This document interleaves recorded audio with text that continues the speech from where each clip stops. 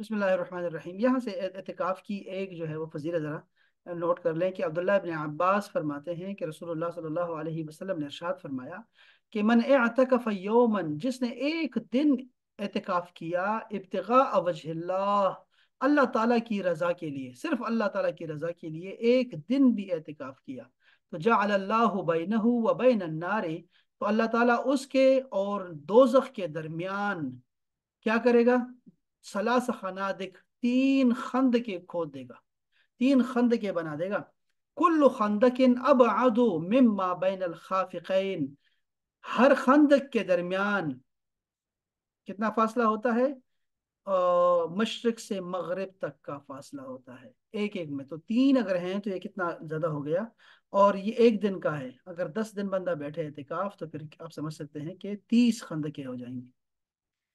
یہ ہے ثواب اس کا۔ اس طرح حضرت علی بن حسین رضی اللہ تعالیٰ عنہما اپنے والد گرامی سے روایت کرتے ہیں کہ رسول اللہ صلی اللہ علیہ وسلم نے ارشاد فرمایا کہ من اعتکف عشرا فی رمضان، جس نے رمضان میں 10 دن اعتکاف کیا، کان کا حجتین و عمرتین، اس کو 2 حج اور 2 عمرہ کے ثواب ملے گا، ایسا ہے جیسے اس نے 2 حج کر لیے اور 2 عمرے کر لیے ہیں۔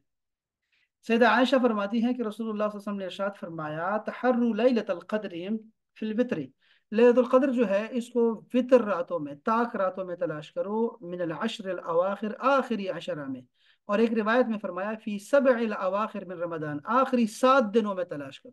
دیکھیں یہ متفق علیہ حدیث پاک ہے کہ آخری 7 طاق راتوں میں تلاش کرو، آخری 7 دن ہیں اس کی طاق راتوں میں تلاش کرو، یہ متفق علیہ حدیث پاک۔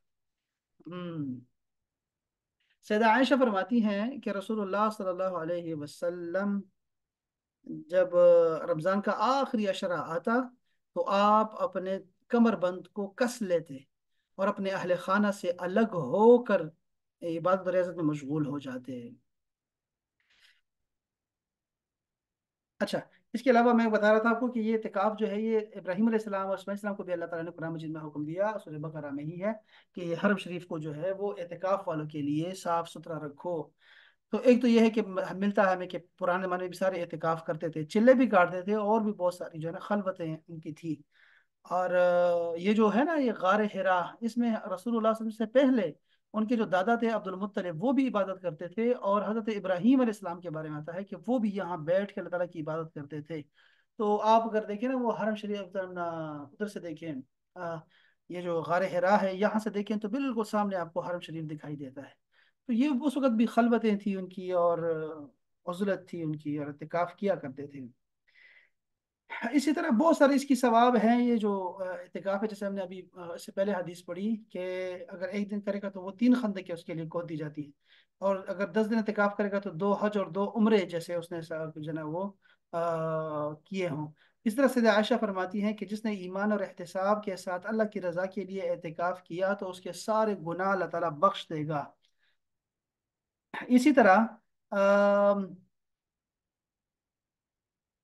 ہاں ہاں، معتکف کو گناہ سے بچایا جاتا ہے اور اس کی نیکیوں کو لکھا جاتا ہے۔ حضرت امام حسن بصری رضی اللہ تعالیٰ عنہ فرماتے ہیں کہ اعتکاف کرنے والے کے ہر دن کے بدلے میں حج کا ثواب دیا جاتا ہے۔ سبحان اللہ تعالی۔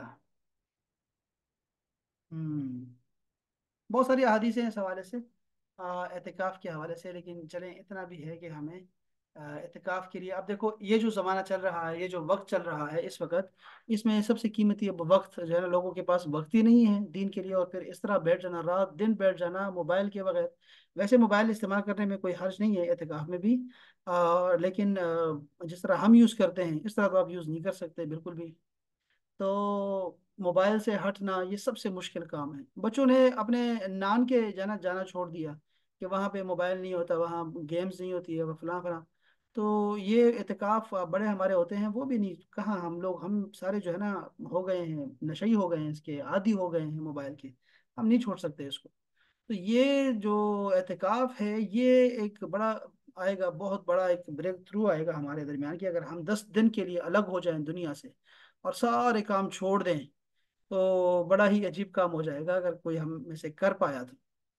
تو یہ اس وقت اعتکاف، اب اس طرح کی جو حالات ہو نا، جس طرح یہ حالات ہیں، ان حالات میں سنتوں کو زندہ کرنے کا ثواب وہ شہیدوں کے برابر ہوتا ہے۔ یہ جو حالات، ایسے حالات ہو جائیں، پتہ نہیں اس سے بھی کیا برے حالات آئیں گے، پتہ نہیں اس سے کیا ہوں گے، اب ہر بندہ جو ہے وہ معاشی مسائل میں ہے۔ جیسے میں نے بچوں کو کہا نا کہ وہ ویڈیو گیم نہیں چھوڑ سکتے، رمضان میں تو اسپیشلی ان کو ٹائم ملتا ہے کہ بس سحری تک جو ہے نا کھیلنا ہے بس۔ تو جو بڑے ہوتے ہیں وہ ان کو معاشی مسائل لے گئے، اور وہ معاشی مسائل میں لگے ہوئے ہیں۔ تو اگر ہم چھوڑ کے اللہ کے بارگاہ میں حاضر ہو جائیں اعتکاف کی نیت سے، تو جو ہے نا یہ بہت بڑا جو ہے نا کام ہوگا، ہماری طرف سے بہت بڑا کام ہوگا۔ اس کا اجر بھی بہت زیادہ ہے، بہت زیادہ ہے اس کا اجر۔ اس میں چونکہ یہ رات ہے اسپیشلی، اعتکاف میں بہت کچھ ملتا ہے، میں آپ کو بتاؤں کہ یہ جو اعتکاف کا ہم نے کہا کہ اس میں ایک تو رات ہے، لیلۃ القدر کی رات ہے، جس رات کو قرآن مجید نازل ہوا تو وہ الف شہر سے بہتر ہے، ہزار مہینوں سے بہتر ہے، یعنی کہ ایک پوری اچھی خاصی زندگی کی عبادت سے بہتر ہے ایک رات کی عبادت۔ تو اب یہ ہے کہ یہ جو اعتکاف ہوتا ہے اس میں ہم لوگ کرتے کیا ہے، اس میں یہ کرتے ہوتے ہیں کہ ہم چار چیزیں کرتے ہوتے ہیں۔ اگر میں آپ کو یاد دلاؤں تو ہم اس میں قلت منام کرتے ہیں۔ قلت منام کا مطلب ہے کہ ہم کم سوتے ہیں اس میں، اور زیادہ تر عبادت میں گزارتے ہیں، ٹھیک ہو گیا؟ ایک تو یہ ہے، دوسرا یہ ہے کہ قلت طعام کرتے ہیں، کم کھانا کھاتے ہیں، وہ تو ویسے روزہ روزہ ہے تو روزے میں تو ویسے بھی ہمارا ہوتا ہے۔ اسی طرح قلت کلام ہوتا ہے۔ قلت کلام جو ہے یہ بہت ضروری ہے کہ بہت کم باتیں ہوتی ہیں، دنیاوی باتیں آپ نہیں کر سکتے، خاموش رہنا بھی مکروہ ہے اعتکاف میں۔ تو آپ کو باتیں کرنی ہوتی ہیں لیکن آپ ذکر کریں، آپ جو ہیں وہ دین دین کی باتیں کریں، اچھی اچھی باتیں کریں، وہ کر سکتے ہیں۔ خاموش رہنا بہرحال مکروہ ہے اس میں۔ اچھا، اس کے علاوہ جو ہے وہ قلت انام ہے، لوگوں سے کم ملنا۔ یہ چار چیزیں ہیں دیکھیں، کم کھانا، کم سونا، کم ملنا، اور کم بولنا۔ یہ چار خاصیات جو ہے نا یہ اعتکاف میں آ کے جمع ہو گئی ہیں، ٹھیک ہے جی؟ اور اعتکاف میں یہ چار چیزیں جو جمع ہوئی ہیں، اعتکاف خود جیسے میں نے کہا نا خلوت نشینی اور گوشہ نشینی، یہ اولیاء اللہ تعالیٰ کا طریقہ ہے۔ یہ چار جو خوبیاں ہیں یہ اولیاء اللہ میں ہوتی ہیں، کہ ان میں وہ کم بولتے ہیں، کم لوگوں سے ملتے ہیں، کم کھاتے ہیں، کم بولتے ہیں۔ وہ ساری خوبیاں ہم میں سے ہر بندہ لے لیتا ہے، اگر وہ اعتکاف بیٹھ جائے تو وہ خود بخود نیک ہو جاتا ہے۔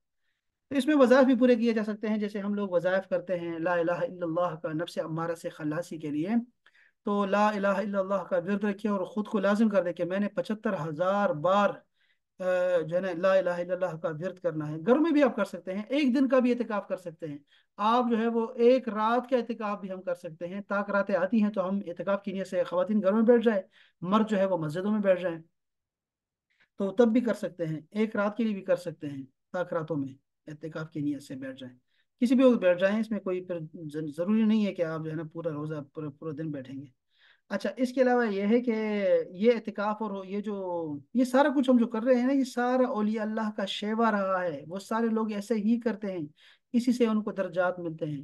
تو آپ ایک دن کے لیے بیٹھیں گے، نفس امارہ سے آپ کو خلاصی مل جائے گی۔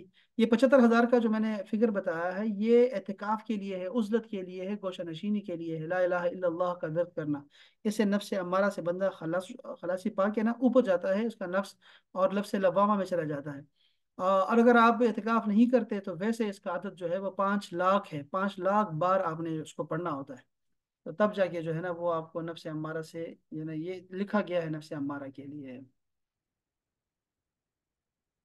ایک دن کا اعتکاف جیسے میں نے کہا نا کہ اگر یہ ہوگا نفل اعتکاف ہوگا، مستحب آپ کا اعتکاف ہوگا، یعنی کہ آپ جو ہے وہ آپ کبھی بھی بیٹھ جائیں۔ آپ ایک جو ہے نا شب و روز کا کرنا چاہتے ہیں، 24 گھنٹے کا کرنا چاہتے ہیں، آپ 1 گھنٹہ کے لیے بیٹھنا چاہتے ہیں، آپ ایک رات کے لیے بیٹھنا چاہتے ہیں، جیسے تاک رات آ گئی ہے تو آپ جب عشاء کی نماز کے لیے بیٹھے ہیں آپ، تو صحیح وضو کر کے نیت کر کے آپ جو ہے نا آپ اعتکاف کی نیت کر لیں اور بیٹھ جائیں، اور آپ اس کو پورا کریں، آپ اپنا سحری تک آپ لے کے جائیں، اس کو ساری رات عبادت کریں۔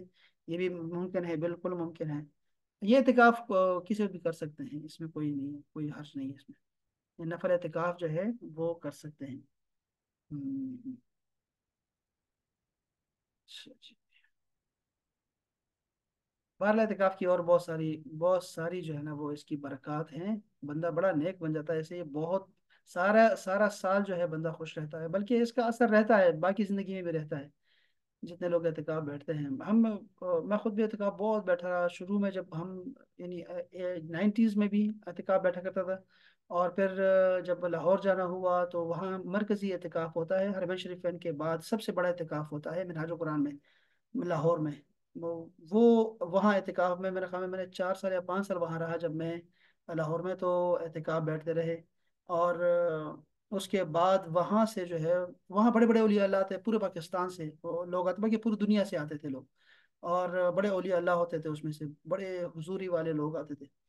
और उसके बाद मैं जब मिस्र गया, तो मिस्र में भी जब पहला साल आया तो पहला हमने एहतिकाफ किया। और मस्जिद अमर बिन आस, जो कि अफ्रीका की सबसे पहली मस्जिद है, हज़रत अमर बिन आस ने तमीर फरमाई थी रज़ियल्लाहु ताला अन्हु। तो उस मस्जिद में जो है वो एहतिकाफ किया। और पता नहीं था, हम ऐसे जाके बैठ गए, तो बाद में पता लगा कि ये तो हुकूमत ने वहाबियों को यहाँ जमा किया हुआ है। वो पता नहीं था हमें, हम तो जाके बैठ गए। हम लोगों से पूछते रहे कि हमने वहाँ बड़ी बहुत सारी मसाजिद हैं लेकिन एहतिकाफ नहीं करने देते थे हर एक में, सिर्फ यही मस्जिद थी। तो हम जब वहाँ गए तो बस बाद में पता लगा हमें कि यार ये तो वो हमारी तस्बीह पे भी हंसते थे हमारे ऊपर, ये तस्बीह तूने क्यों रखी हुई है यार। और एक किताबें थी हमारे पास तसव्वुफ की, तो उसको भी बुरा कहते थे, ये तसव्वुफ कहाँ से आ गया इस्लाम में, इस तरह की थी। लेकिन वो बहरहाल हमने वो एहतिकाफ किया, बड़ा मुश्किल एहतिकाफ था। और हमने तो बस किया ही किया। और उस मुझे याद है कि उस एहतिकाफ में ना, ये 2006 की बात है या 2005-7 की बात है। फिर वो एक खातून ने ख्वाब देखा, और वो इमाम को पर्ची पकड़ाई कि खातून है हमारी, तो उन्होंने ख्वाब देखा कि वो थी, खुद हरम में थी, मदीना मुनव्वरा में थी। लेकिन उसने खत अपने किसी को भेजा कि यहाँ पे ना, यहाँ बताएं कि मैंने रसूलुल्लाह सल्लल्लाहु अलैहि वसल्लम को ख्वाब देखा है रात को। और उन्होंने बताया कि 25वीं की जो रात है, 25वीं वो रात जो है ना, वो ताक रात, वो एतकाफ की जो है ना, सॉरी, लैलतुल कद्र की रात थी। तो इमाम साहब का, नहीं नहीं नहीं, ऐसी बस ठीक है, बस उसको जाने दो, उसको वो उसको ना बिल्कुल ही लिफ्ट नहीं करवाई उस बात को, नहीं नहीं आप अपनी अपना जारी रखें। तो ये भी ठीक है कि बंदा एतिकाफ जो है ना, वो फिर हिम्मत टूट जाती है अगर आपको पता लग जाए कि भाई तो कदर तो गुजर गई है। तो इसके जो है ना, इसका जो चाम है वो इसी में है कि वो तजस्सुस जो रखे बंदा, उसमें ही ज़्यादा बेहतर है। तो बहरहाल खैर, वो एतिकाफ हमारा बड़ा यादगार था। और जब मैं वहाँ से निकला, घर जाके फ़ोन किया तो पता लगा भाई मेरी मंगनी हो गई है। तो सारे दोस्त कहते थे भाई ये एहतिकाफ इसलिए किया आपने कि आपकी मंगनी हो जाए। तो मैंने कहा ले, ये क्या हो गया हमारे साथ, ऐसा वैसे। तो एहतिकाफ एहतिकाफ का जो मज़ा है वो, अगर आप जवानी में नहीं करते ना, और जब आपको वक्त मैसर होता है नहीं करते, तो फिर आपके पास जितना आपकी उम्र बढ़ती जाएगी ना, आपके पास वसाइल कम होते जाएंगे और आपको तौफीकात कम होती जाएंगी। ये अजीब सा एक इसका फिनोमेना है कि आप जो है एहतिकाफ की, फिर आपको ना आपको आपको आपको आपको तौफीक ही नहीं मिलती। आप एहतिकाफ ही नहीं बल्कि नवाफिल की भी ऐसा ही है, तिलावत का भी ऐसा ही है, हर नेक अमल का ऐसा ही है। मुजाहिदा करना चाहिए, जब भी आपके पास वक्त हो तो वो करें, उससे फायदा उठाएं। तो अभी जिसके पास भी वक्त है और वो गुंजाइश निकाल सकता है एहतिकाफ की, तो वो ज़रूर एहतिकाफ बैठे, अपने मोहल्ले में बैठे, या सबसे इलाके की सबसे बड़ी मस्जिद में बैठे। और या फिर जो है वो जैसे मैंने कहा मिनहाजुल कुरान है, वहाँ जा सकते हैं। और भी बहुत सारी जगहों पे एहतिकाफ होते हैं, बड़े बड़े होते हैं। आप जा सकते हैं वहाँ, किसी जगह पे बैठ सकते हैं। ज़्यादा लोगों के साथ बैठेंगे तो ज़्यादा सवाब होगा, बहुत खैर की बातें सीखेंगे, दीन सीखेंगे, बहुत सारी बातें सीखेंगे। और अगर अल्लाह नसीब करे आपके किस्मत में हो, तो हरम शरीफ में जाके एहतिकाफ बैठे, मदीना मुनव्वरा में जाके ईद मनाए, एहतिकाफ भी करे, वहाँ ईद भी मनाए, अल्लाह ताला सबको नसीब फरमाए। तो ये कुछ एहतिकाफ की कुछ बातें की, मैंने कहा चलो ये भी है, पढ़ भी लेते हैं और इस हवाले से कुछ बातें भी करते हैं आपके साथ। सलामत रहें अब आप, बहुत शुक्रिया, नवाजिश, मेहरबानी, और आपकी समातों का शुक्रिया। जज़ाकुमुल्लाह खैरन। अस्सलामु अलैकुम वरहमतुल्लाहि तआला व बरकातुहू।